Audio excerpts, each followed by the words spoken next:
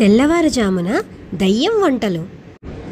చిట్టిపక్షి బుజ్జిపక్షి ఇంటి ముందు నిలబడి, అబ్బా పనులన్నీ అయిపోయాయి, ఈరోజు త్వరగా నిద్రపోదాం, చాలా పనులు చేశాను, చాలా అలసిపోయాను అని బుజ్జి చిట్టితో చెప్తుంది.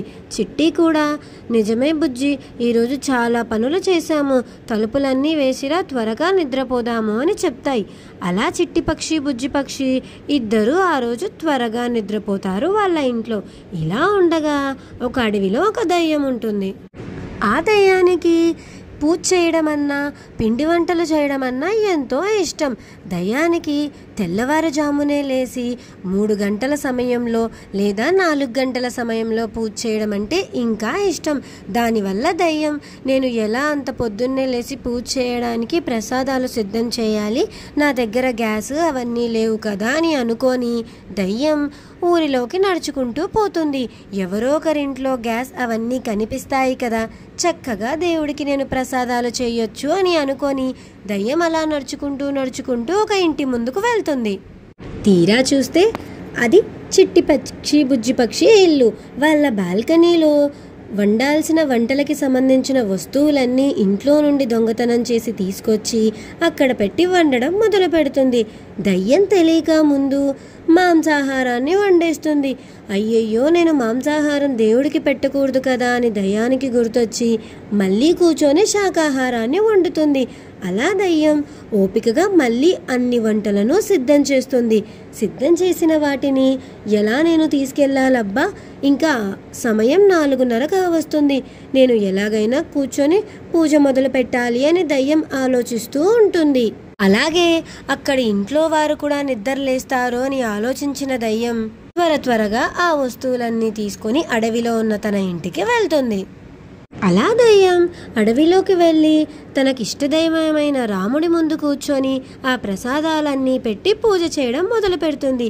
ఎంతో ఇష్టంగా ఎంతో శ్రద్ధతో దయ్యం దేవుడికి పూజలు చేస్తూ ఉంటుంది. ఆ అడవిలో ఉన్నవారంతా దయ్యం ఎంత బాగా పూజలు చేస్తుంది అనుకుంటారు. ఇలా ఉండగా చిట్టి ఉదయాన్నే నిద్ర లేచి చూడగా 5 గంటల సమయంలో అన్ని వంట చేయాల్సిన వస్తువులన్నీ వాళ్ళ బాల్కనీలో ఉంటాయి.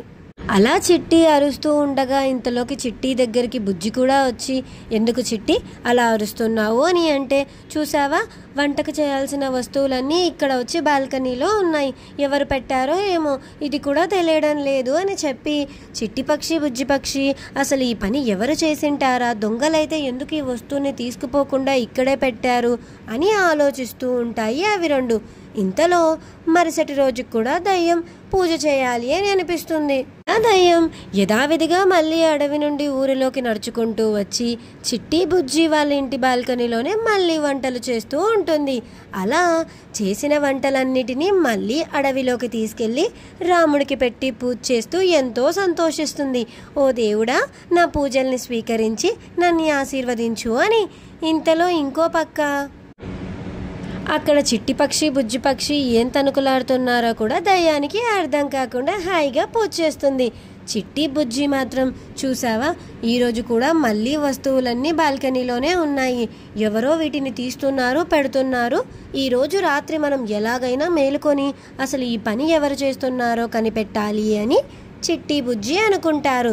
దాంతో చిట్టిపక్షి బుజ్జిపక్షి అక్కడే ఒక చాటున నిలబడి కూర్చొని ఉంటారు, ఎవరు వస్తున్నారో చూద్దామని. ఇంతలో రోజులానే దయ్యం వస్తుంది. వచ్చి యథావిధిగా వంటలు చేయడం మొదలు పెడుతుంది. దయ్యం వంటలు చేస్తూ ఉండగా ఇంతలో బుజ్జిపక్షి నడుచుకుంటూ దయ్యం దగ్గరికి వస్తుంది. ఓహో దయ్యం, ఇదంతా నీ పని అన్నమాట, రోజు అర్ధరాత్రి వస్తువులన్నీ బాల్కనీలోకి ఎలా వచ్చి పడుతున్నాయా అని అర్థం కాక సతమతమవుతున్నాను అని చిట్టిపక్షి కోప్పడుతుంటుంది. దానికి తోడు బుజ్జి కూడా వచ్చి, అవును ఎందుకు ఇలా చేస్తున్నావు అని దయ్యాన్ని అడుగుతాయి. అప్పుడు దయ్యం, నాకు పూజ చేసుకోవాలనిపించింది, పూజ చేయాలి అంటే ప్రసాదాలు పెట్టాలి కదా, అందుకే నేను ఈ పని చేశాను, నన్ను క్షమించండి అని చెప్పి దయ్యం ఎంతో నిజాయితీగా తను చేసిన తప్పుని చిట్టిపక్షి బుజ్జిపక్షి ముందర ఒప్పుకుంటుంది. నువ్వు దేవుడికి పూజ చేసుకోవాలి అని అంటే ఉదయాన్నే 6 గంటలకి లేచి చేసుకో, అలా పొద్దున్నే లేచి ఇలా వేరే వాళ్ళ ఇంట్లో సామాన్లు తీయడం తప్పు అని చిట్టి బుజ్జి దయ్యానికి అర్థమయ్యేలా చెప్తాయి. దయ్యానికి కూడా తాను చేసిన తప్పు బాగా అర్థమవుతుంది. ఇప్పటి నుంచి అలా చెయ్యను అంటుంది.